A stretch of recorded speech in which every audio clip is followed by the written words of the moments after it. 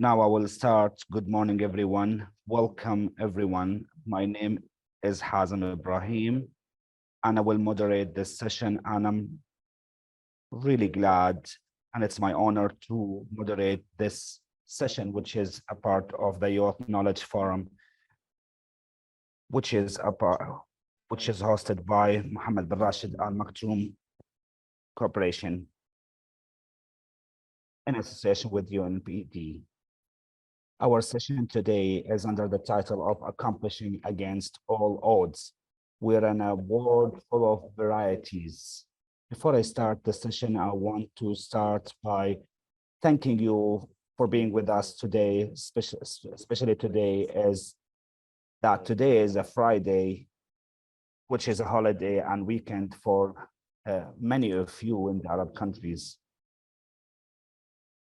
And I would like to thank the host, and I want to thank all of the organizers who facilitated this session and the panelists who will share with us their ideas. Our session is around 45 minutes, which we will talk about the topics that I will discuss in a minute. And at the end of the session, we will have 10 to 15 minutes for questions, for Q&A, and which we receive by the different platforms that you share with us, and you can add it here in the Q&A section. Also, through the comments that you add in the chat on the Facebook or the other social media channels that you see the session through. Of course, other thing that our topic today is how we can accomplish despite all the challenges. We will talk about innovation, we will talk about people with determinations and people with disabilities. And at the beginning, I want to start by introducing myself. My name is Hazem Ibrahim.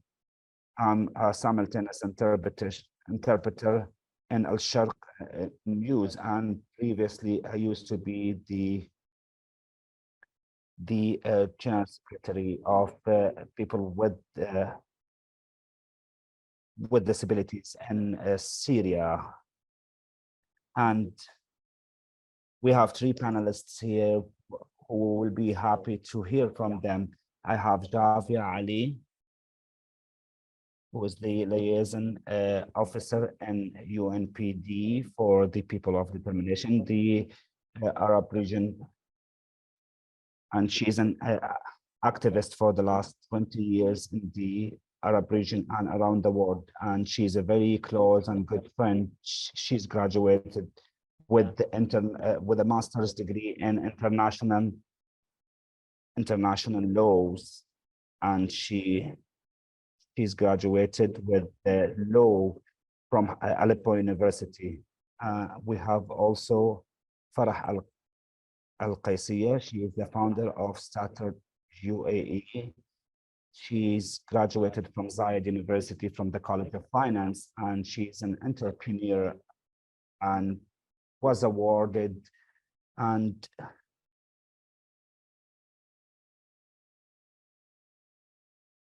established Stutter UAE in 2003 to support the people who started in different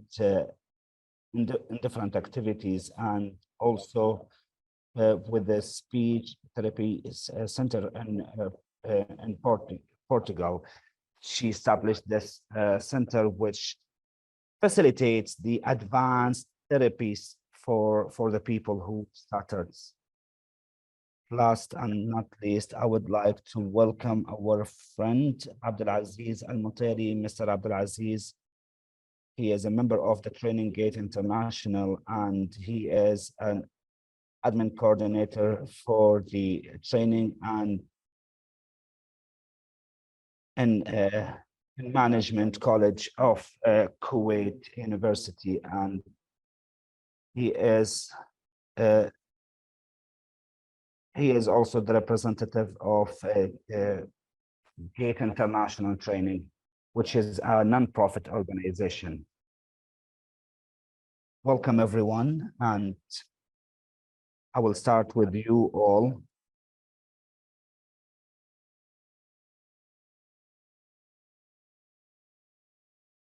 we are all looking to have a very good quality of life. The human usually looks for the suitable work, for the work that they like. And Chavia, can you talk to us about the type of work environment that makes the people with disabilities or people of determinations to participate in the society as maximum as possible without reducing any of their rights as a human? Thank you so much for this question, Hazem. Thank you for this question. When I discuss this question, I feel like I'm dreaming when we're talking about workplace and the suitable work and appropriate work for them. We look at three directions: the house or the home, transportation, if it's available and accessible and without any kind of humiliation or difficulties, and then the work environment itself, the building, the facility, the engineering facilities, and the mentality of the peers and co-workers. When we talk about appropriate work, we talk about these three elements. Even if they're working virtually, we still imagine that they're going to work.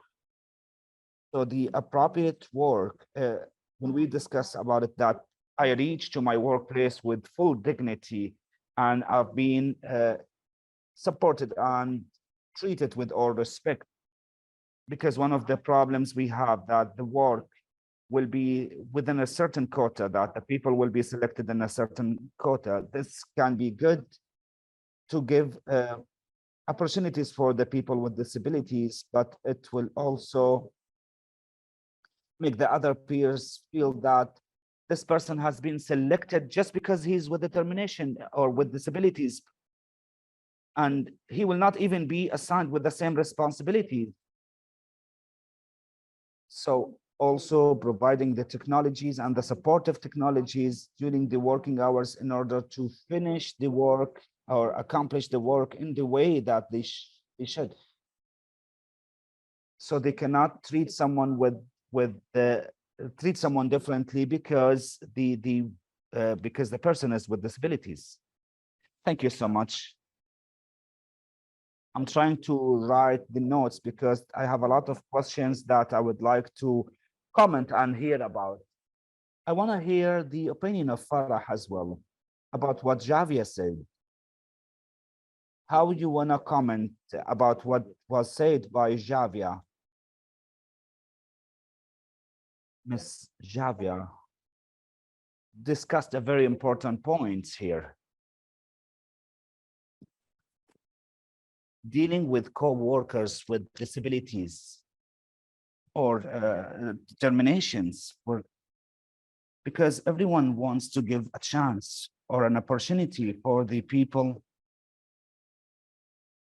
with determinations, but the environment around us and accepting them can be very, very important when we're talking about stuttering people. This is one of the invisible things. This is something maybe you wouldn't notice until the person starts talking and you can feel the difficulty in their speech. The workplace and the work entity should be aware of this kind of difficulty and these difficulties in general, so they can provide them with the space and the suitable work environment so they can participate and be a very active members of the society. Perfect. Very, very good. A very important point here that based on what you said, Farah, and what was said by Chavia, these challenges that you mentioned is not only about the people with the disabilities, but this is a problem that the youth are facing overall. We know that we are in the youth forum or the youth knowledge forum, and we know that there are a lot of challenges in our world today, and specifically post-COVID pandemic. We've seen a lot of economical challenges, and currently we have fear that we might face a recession in the future. So therefore, the workplace is full of difficulties overall, either if they have disabilities or they don't. But we look and we aim for the society, for the people with the disabilities, specifically from the youth, to have a welcoming and inclusive environment that provides the same opportunity, so we can get the same the same level of opportunities without any flaws. I hope Abdulaziz can participate with us on the experience on this topic. Maybe sometimes from my personal experience, I work in an environment in UAE, which is very inclusive when it comes to, I'm using a wheelchair for me, for instance. I can go and come back or move wherever I want in the workplace. But if there's one step, one step or one stair, I wouldn't be able to do that. So we need to mitigate and reduce these barriers as maximum as possible. Abdulaziz, what is your point of view about what was said about the appropriate work for the people with disabilities? As you mentioned, Mr. Hazem, about the people who are facing challenges are not only the people with disabilities, as it was said by my sister Chavia and Farah, that we are all aware of. But I want to go back a little bit and zoom out. We are, as humans in the world and in the organizations, what is different about us from the technology, that we're human, we're different. I'm using an iPhone here is the same as the person who's using an iPhone in the US. Abdulaziz is different than Hazem, different than Farah, different than everyone else. Therefore, we need to treat people with their differences, since we are under the Muhammad bin Rashid Al Maktoum Knowledge Foundation, and all of the youth who are watching us today, that we can say that there are a lot of researches which confirm that ensuring the varieties with the appropriate work, not just a formation or just an example, but in order to achieve the percentage. When we look at Forbes or Harvard Business Review, they have some studies that proved that each workplace which gathers the differences, even the differences within the people with disabilities, it's people with disabilities are the minority always. You have different backgrounds, you have different cultures, different backgrounds and qualifications. So it's very nice, and you cannot actually put people within the same qualification, all from the same qualification in one organization, and expect positive results. So therefore, it's very important for us to focus, to have the place very comprehensive. As it was said by Ms. Farah, that we should not be treated differently. People with disabilities should not be treated differently. Maybe the person is not actually with disabilities, but his personality or his pattern, he do not prefer to work in groups or in teams. So therefore, you can get the best of each and every one by putting him in the environment and circumstance that suits him, not only in health-wise or physical-wise, but also his personality, in order to ensure that he's providing us with the best of what he can to ensure his the increase of his productivity. Thank you so much, Abdulaziz, that you took me to the next question, which is about the diversity and varieties. And it's very true what you discussed about the studies and the research is diversity is more about enriching, where people can share ideas, can talk to each other. Having people from different, especially when we are talking about people with determination or disabilities, we cannot forget the icon that we all know, that the person with wheelchair. I usually joke with my friends saying that this is my picture when I was younger, and therefore they took it. But as it was said by Farah, we need to consider also the people who have different kind of disorders or disabilities. I don't like the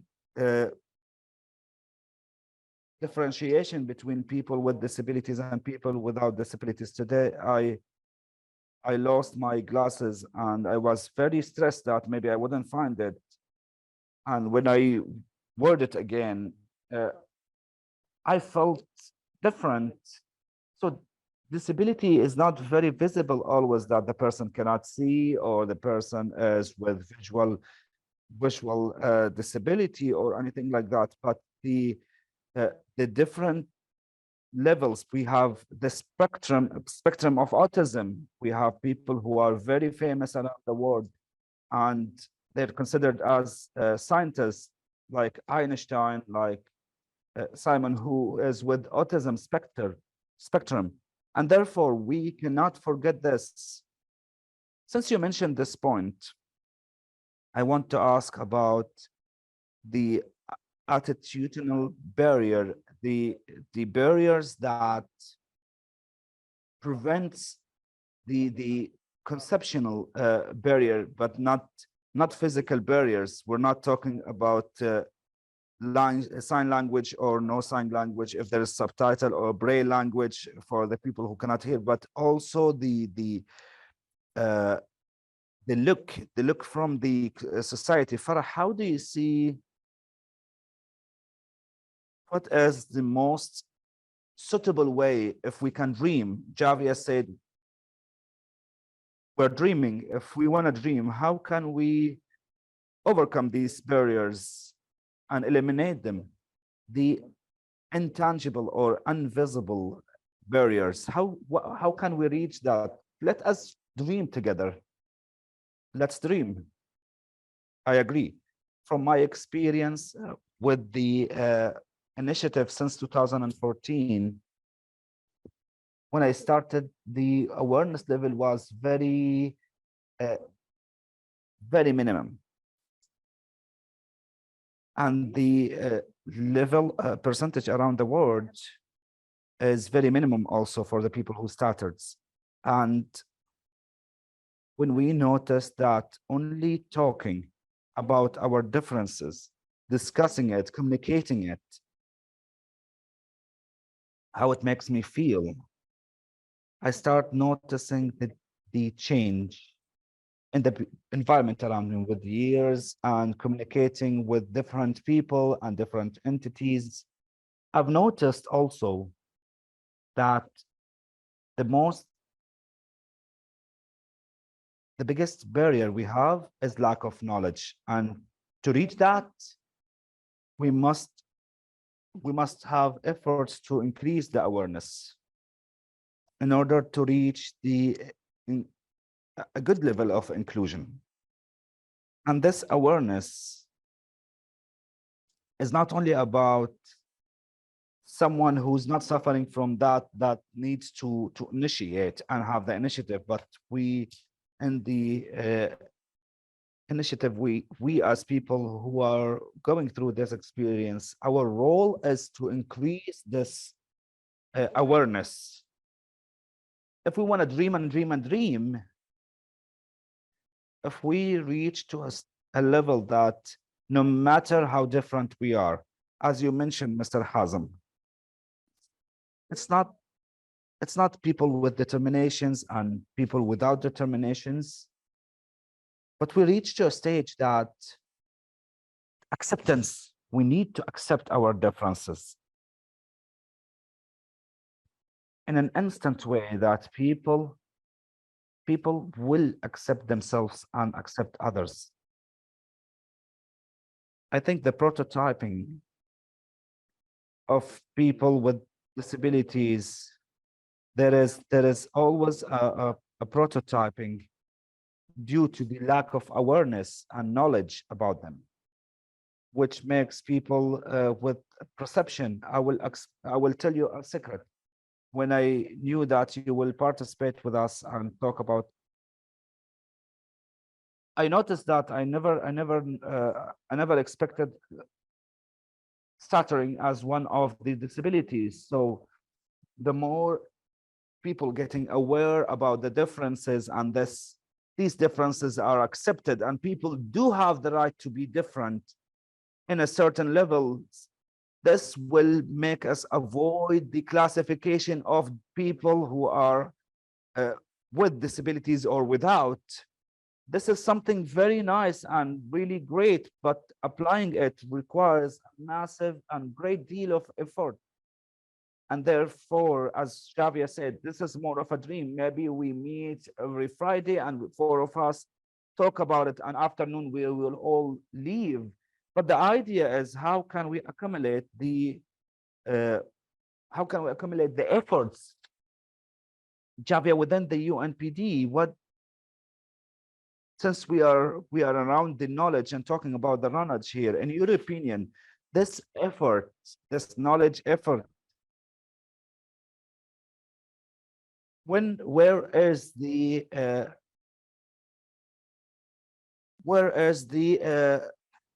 flow here? Where is the gap? So what can we do to accelerate this process? Is it with schools, with governments, with the society, community? Who is it with? Why are we behind when it comes to the commitment or to the efforts? You discussed a very important point, and you talked about schools, education, governments. I can add media organizations, which are affecting us every day through different ideas when it comes to disabilities. I feel the pain when I see it through the through the media, where I am and where are you taking us back. So our team in the UN, we are working in how to enhance the topic of people with determinations about and the effort where we come with recommendations and suggestions, and we provide opportunity to have discussion with the people with decision making, the decision makers. And we started with the International Treaty for the Rights of People with Determinations, and how can we ensure the inclusion or the inclusivity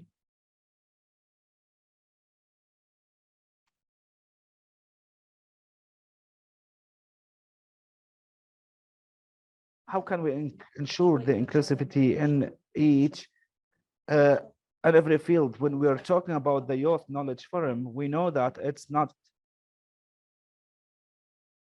solely related to the people with determinations. I was in Dubai, and I've seen people who are trying to reach to Mars and try to do scientific research. How can they change the diagnosis of a certain virus or a disease?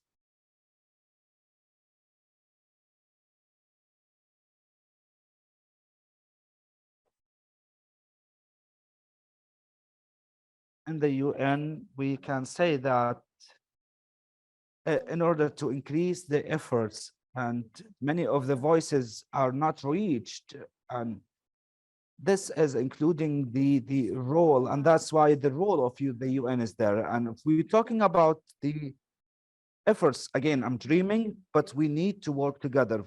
We start from the home, the family who are raising the child with disabilities. These families should work in eliminating the barriers if you want to see any person who with disabilities who is successful, go back to his family and you will see that his family played a very big role. Then after that, we're talking about international communities and uh, NGOs and the UN agencies. I still dream about this because we're still recognizing that the leadership from people with disabilities are very limited. Can we see more people in leadership positions who are with disabilities as well in the future? This is our dream. Thank you, Jafia. Farah.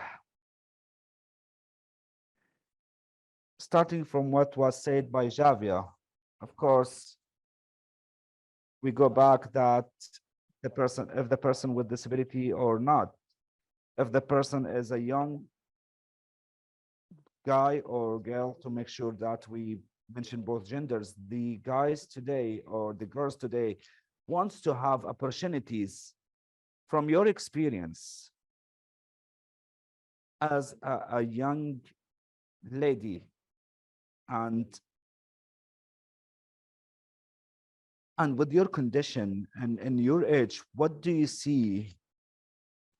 What are the challenges in your opinion?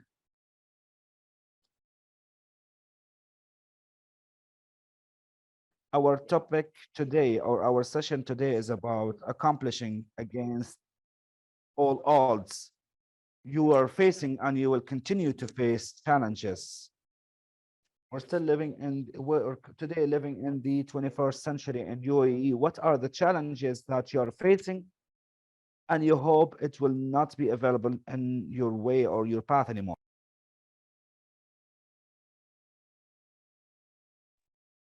The challenges that I'm facing as an Emirati youth in UAE that I have stuttering. I will go back to what was mentioned by Miss Shavia, that the near environment, different than the family, the external environment or the near external environment, despite all of the efforts of the country and the leadership and the world and the inclusivity, the challenges that I'm facing are related to knowing where can I go to deal with my disability, with my stuttering, speech therapist, language therapists who can help. As a person who's stuttering and a mother, maybe I will have children who are suffering from the same. This type of knowledge or awareness that I'm talking about, but through my journey and my experience with the people who are suffering from the same, the most thing that the young ladies can experience is the perception of the society to them due to this disability. And this is one of the biggest barriers that we feel, especially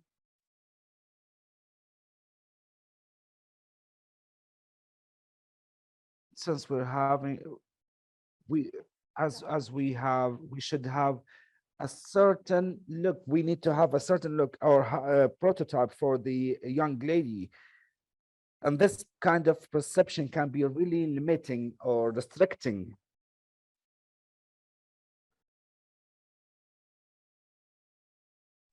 So Farah, you mentioned a very important point that the lady or the girl or the woman with disability maybe can be suffering more due to the numbers we have and the statistics we have more than the men. But you think ladies in general are suffering either if they are with disabilities or not? And you have an experience not only in the UAE, you traveled a lot and you've been to different places, but do you feel that ladies or women suffers more than the men? I feel we need to make more efforts to prove our capabilities. In UAE. We have a lot of opportunities for the ladies and overall, but with all of these opportunities, we should have a type of that I did not reach here because I'm a lady, but because of my capabilities, which is different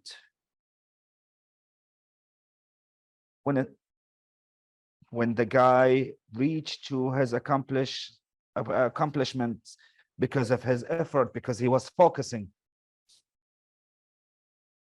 We need to have some kind of balance between our professional life and personal and house life.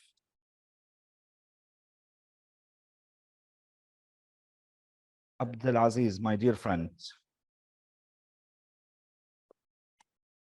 what do you think of the topic?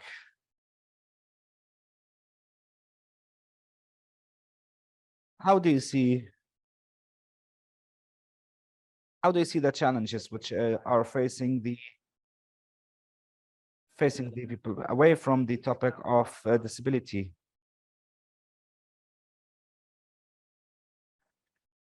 Especially the people who wants to enter the entrepreneurship. Can you talk to us about both for people with disabilities or the people who are not? I think the thing, the idea starts, or the concept starts with the family, which are because the early stages or the early ages are the very important and sensitive timing for the upbringing. We all know that women with disabilities do have barriers, not financial, not physical barriers, but also community and social based barriers. All of the countries who are working on increasing the awareness of the society and empowering the women and empowering the youth.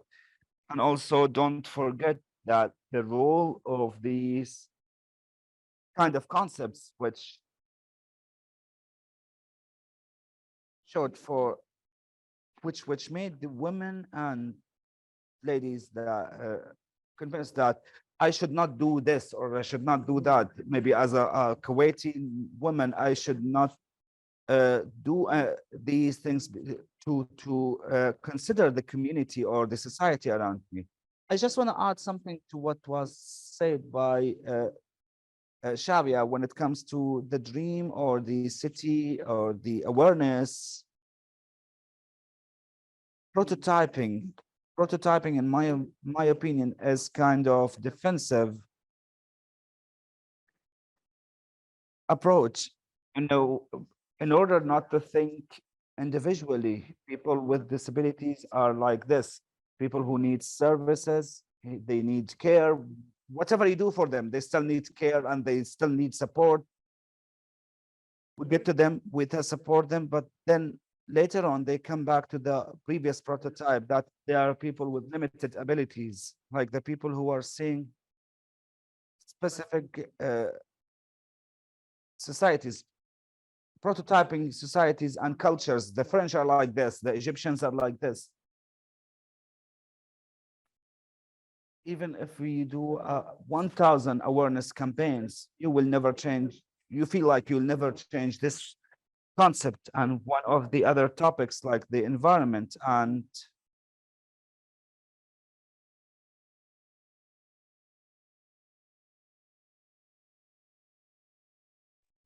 they don't care about the environment, and they don't see that. Even the feminist movements, you can see it's really strong, and it's going in hands.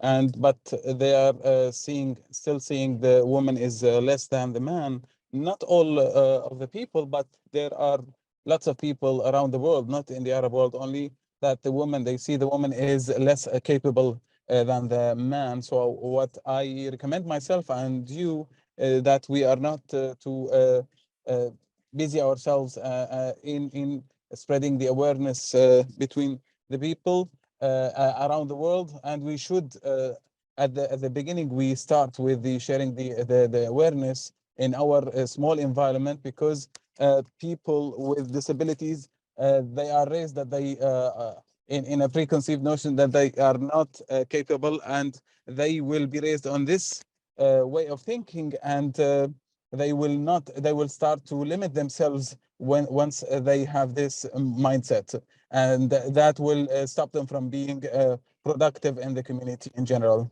I like the way that you answer my questions before I ask them. It's really good because you cover two important points. I will get back to them, is how to break these preconceived notions and stereotyping.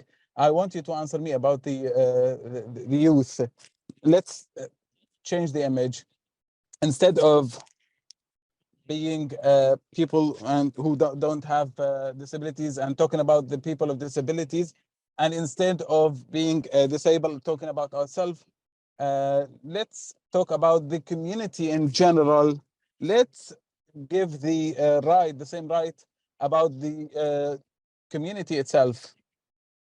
Since you are in the business administration faculty, what do you see is the biggest challenge that the youth is facing for specifically in the Gulf area?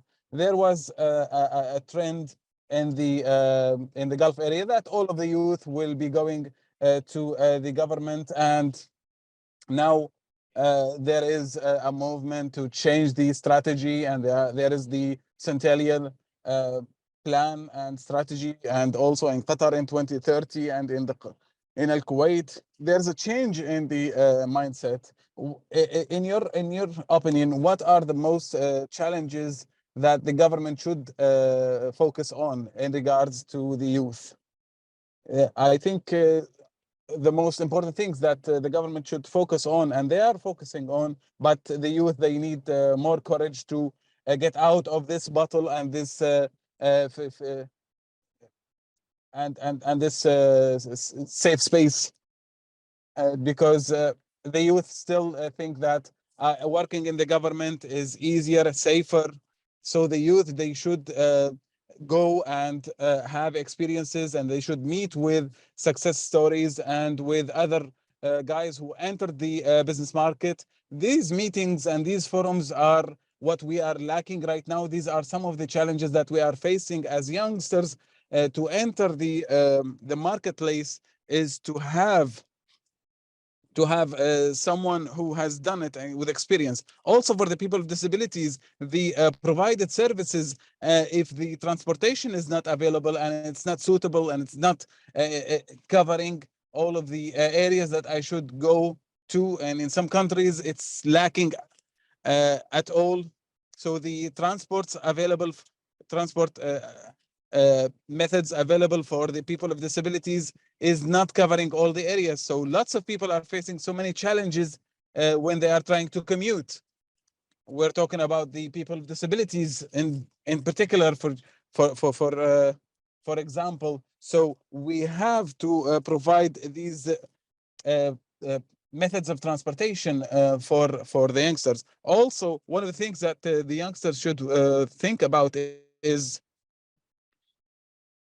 sometimes the private sector projects are not only focused on benefit and profit. There is services that are not available. We can provide them for an area that maybe the communities are not focusing, are not giving the enough efforts. In Kuwait, we have 6 administrative cities, but most of the businesses are in the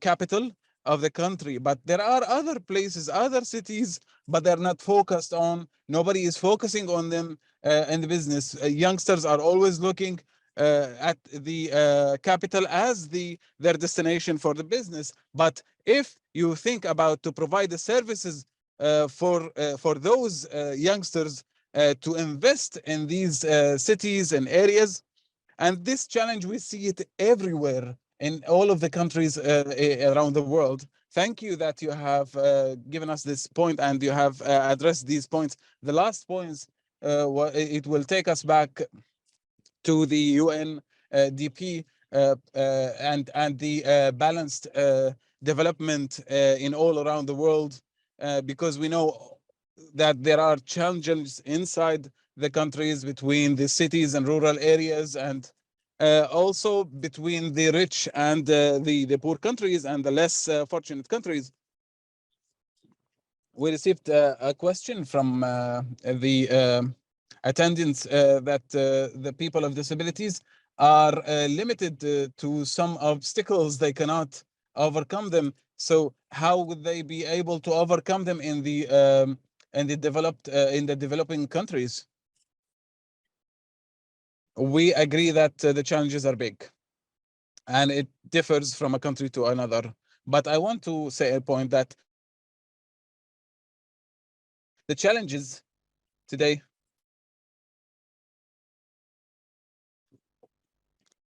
we think that the challenges is very similar between the developed and developing countries. We see that most of the obstacles and challenges are psychological and social obstacles, not only limited to the economic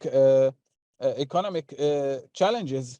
So when we try to find, it's also when we are thinking about investing in, when we have the funding, we try to look at the rural areas, we try to look at the developing countries that we can invest in, and we have to bring them up to the level of the developed countries, or at least to be competing with them. We know that maybe the achievements of the UNDP are not seen clearly to everybody, but the UN is trying to support the developing countries to be able to be competing with developed countries. For example, Somalia, as a coordinator for the disabilities, we focused on Somalia. There are lots of activities. There are rights given to the people of disabilities in Somalia as a country that's going outside of certain situations into better situations. We do not say that Somalia situation, the current status quo, is good, but it is getting better, and you can see that all of these activities are projects made difference. Even also in Syria today, in these situations and in these exceptional situations, except by the efforts, unless the efforts with the UNDP, there would have been lots of lack in the supporting products and all of the supporting and help in the absence of other supporting communities and organizations in the world. We know that we are, I would like to say that we are trying to make a difference. We know that there is lots to achieve, but we are doing the best we can. My apologies that the forum gave us a chance to open some subjects to discuss, but we cannot focus on all of the challenges we are facing. We will try to do our best. We received also another question from our attendees about the role of innovation and technology to make the world more fair. And I want to start with Farah. After the COVID-19, post-COVID world, the technology, how do you see that? How do you see the technology? How does it help, and telecommunication technologies and the openness between the world and the availability of the applications? Up to what level did that help in overcoming the obstacles of for the youth and for specifically the people of disabilities? And if you can give us an example with the stuttering. The COVID time was really difficult. It affected us intellectually, it affects us on our social and psychological side, and by the help of technology, the people who were not able to communicate on the real life, they were able to communicate through technology. The same way we are communicating right now. We are in different countries in the world and we are trying to deliver a message. So technology for sure helped, and particularly for the people who are facing the stuttering and the severe stuttering, they were able to continue with their treatment with the vocal specialists through technology and the platform that I have launched in collaboration with the center in Portugal, Stutter Center. Many people benefited from around the world, from around the world, because stuttering is one of the differences that we can see. A person can feel lonely and stressed and depressed. So the technology helped a lot to continue communicate and to reduce this negative feeling. So you believe that technology is helping us to reach this fair question, the fair world? Yes, of course, for sure, and a just word. What do you think, Abdulaziz? Yes, I would like to mention something that my sister Farah reminded me of. One of my friends in Kuwait has a disability, a severe disability, and using breathing aids and other supporting devices, and it's really difficult for him to go to a work place because it has to be suited for the situation, and she could not find a workplace that is prepared for these technologies and these health aids. So she started to look for working from distant because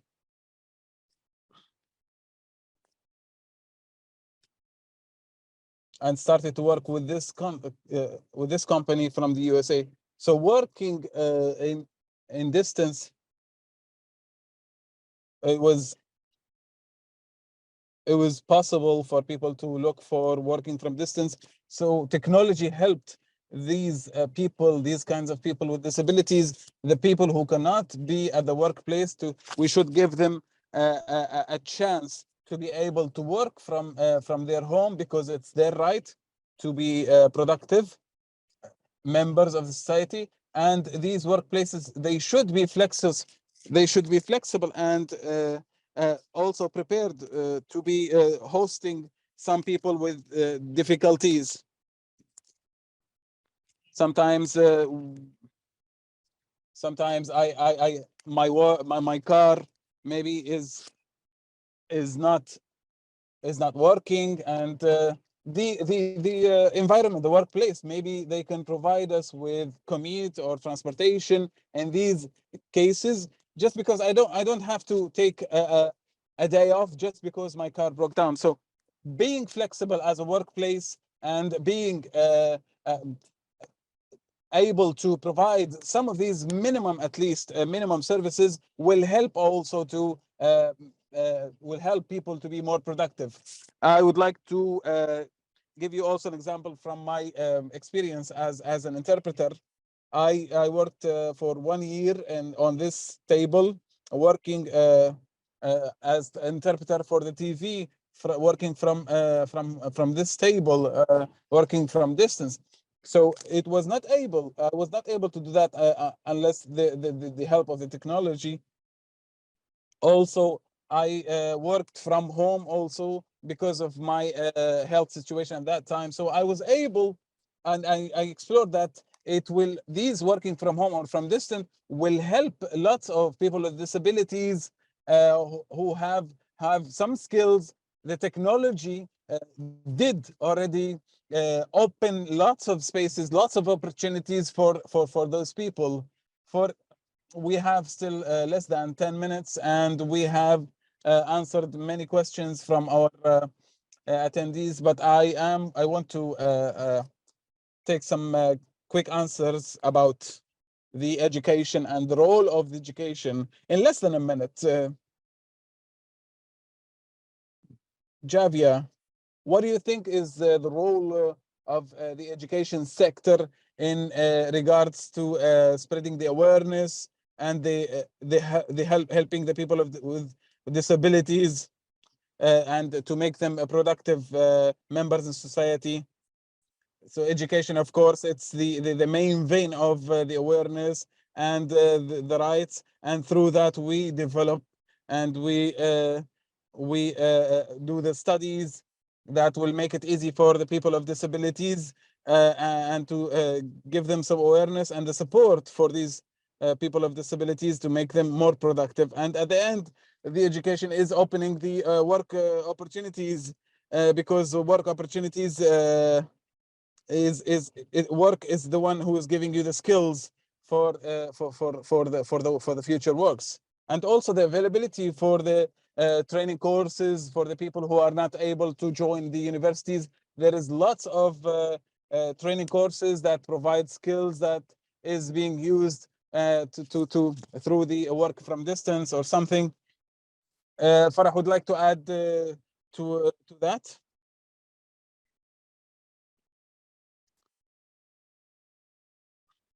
One point I would like to add, Mr. Abdulaziz, yes, please.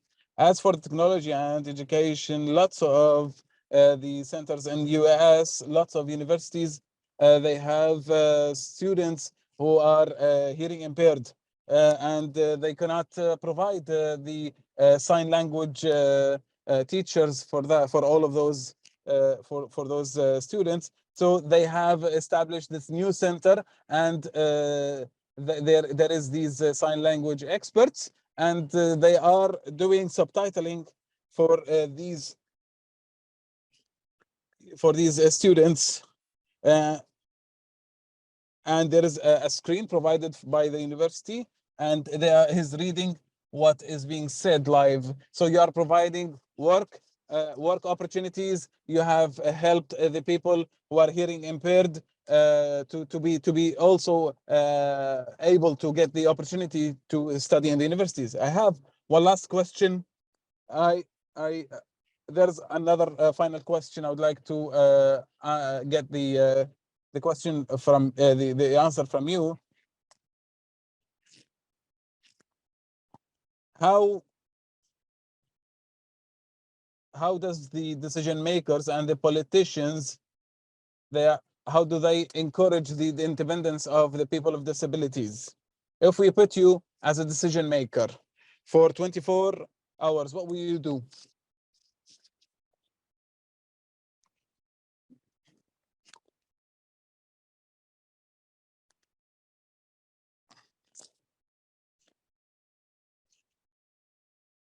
I will answer from my point of view. If someone from the people of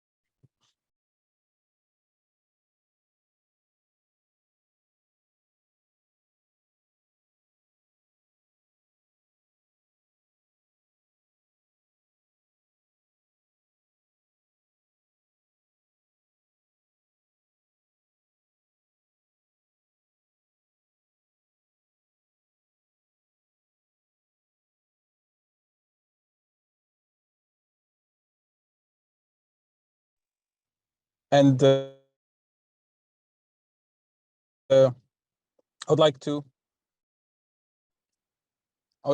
make create a city or a village as a simulation village or a city for the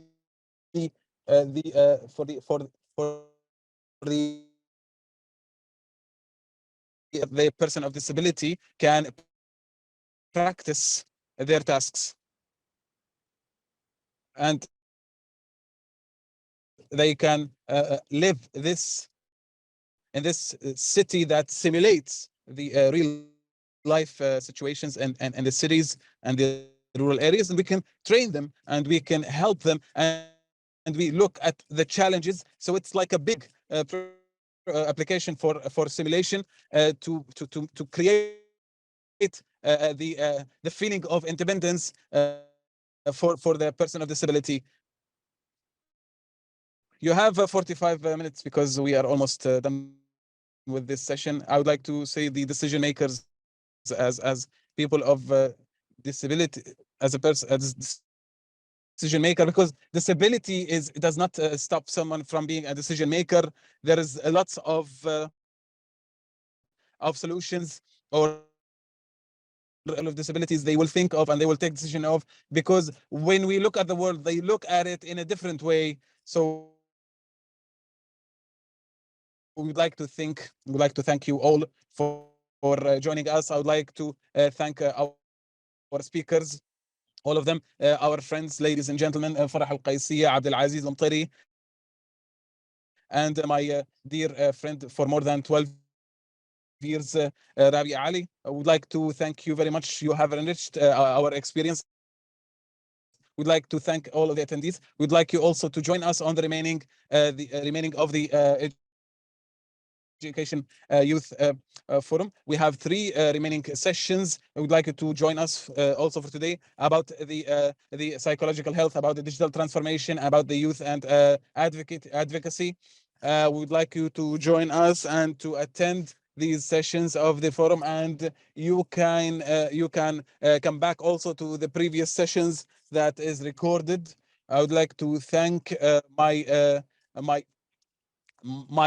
fellow interpreters, also the English and the French translators. I would like to see you again for the remaining of the sessions for today and the next year's sessions. We would like thank you and goodbye.